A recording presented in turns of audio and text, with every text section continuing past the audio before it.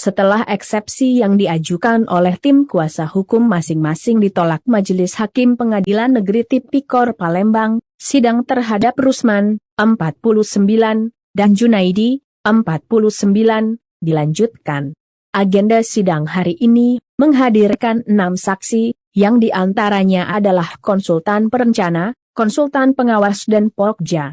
Keenam saksi memberikan keterangannya secara bergantian di hadapan majelis hakim. Dikatakan oleh kuasa hukum Junaidi, Agustina Novita Sari SHMH, jika dari keterangan saksi yang dihadirkan maka seharusnya ada pihak lainnya yang juga bertanggung jawab pada perkara ini.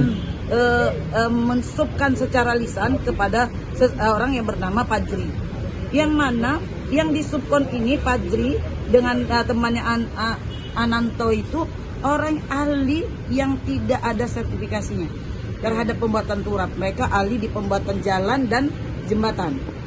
Sehingga kalau kami kan melaksanakan pekerjaan turap itu sesuai dengan apa yang sudah dibuat oleh konsultan perencana. Sudah sesuai. Nah, tapi menurut ahli lain, yang kami laksanakan sesuai dengan konsultan perencana itu tidak sesuai karena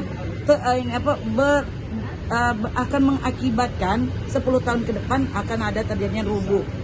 Sehingga kami kan hanya pelaksana. Ada konsultan juga, tadi ada saksi dari konsultan pengawas. Konsultan pengawas juga tadi itu menjelaskan bahwa mereka hanya administrasi saja, formalitas saja. Jadi intinya kesalahan itu di mana?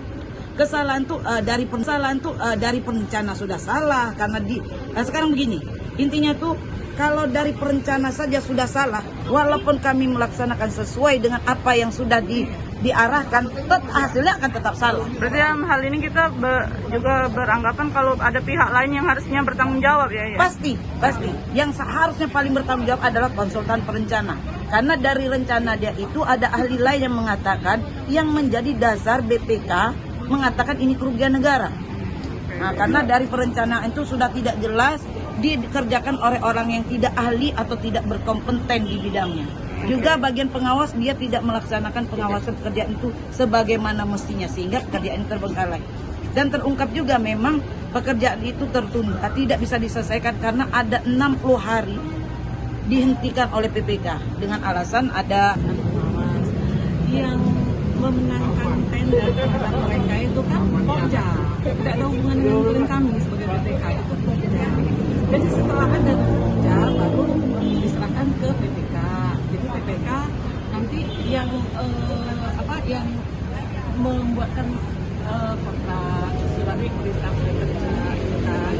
Jadi pekerjaan itu dibuatkan perencanaan oleh konsultan perencana, dilaksanakan oleh PT Kalpon sebagai penyelenggara dan diawasi oleh PT Gula Sarana sebagai konsultan pengawas. Jadi klien kami kan selaku PPK gitu loh. Jadi kan ada yang ngawas, konsultan pengawas tadi. Jadi segala sesuatunya itu kan balik ke konsultan pengawas gitu. Jadi kesalahan itu sebetulnya konsultan pengawas tidak melaksanakan pekerjaan secara maksimal. Berarti tadi kan sudah kita kan jadi sudah menerangkan juga bahwa dia ada loh buat peringatan pertama, peringatan kedua kok masih belum dimulai pekerjaan, kan ada. Terus mengenai si file nggak datang-datang, kan itu ada dikasih peringatan. Gitu. Berarti dalam hal ini adalah seharusnya ada pihak lain yang bertanggung jawab ya? Bukan harus bertanggung jawab seperti itu sih, tidak maksimal. Kita tidak mencari kambing hitam ya. Kita tidak mencari kambing hitam. Ada yang kerjanya tidak maksimal. Tapi sekarang kan menyangkut masalah kerugian negara, masalah korupsi. Itu yang harus kita cari di mana korupsinya. Kembali ke awal kan. PPK ini menerima hasil perencanaan, terus nanti membuat komitmen dengan konsultan perencana. Dan itu sudah oke, karena ada yang melakukan seperti terangkan adalah Pokja. Di pengawasan sudah ada yang melakukan pengawasan Pokja. Nah, semua saksi tadi kita tanyakan apakah tahu dengan apakah Pak Rusman klien kita diuntungkan dengan kejadian ini, ataukah juga PT Falcon diuntungkan, semuanya tidak tahu. Jadi terkait kerugian negara, saksi yang dihadirkan hari ini semuanya tidak mengetahui bahwa ada kerugian negara dan ada yang mengambil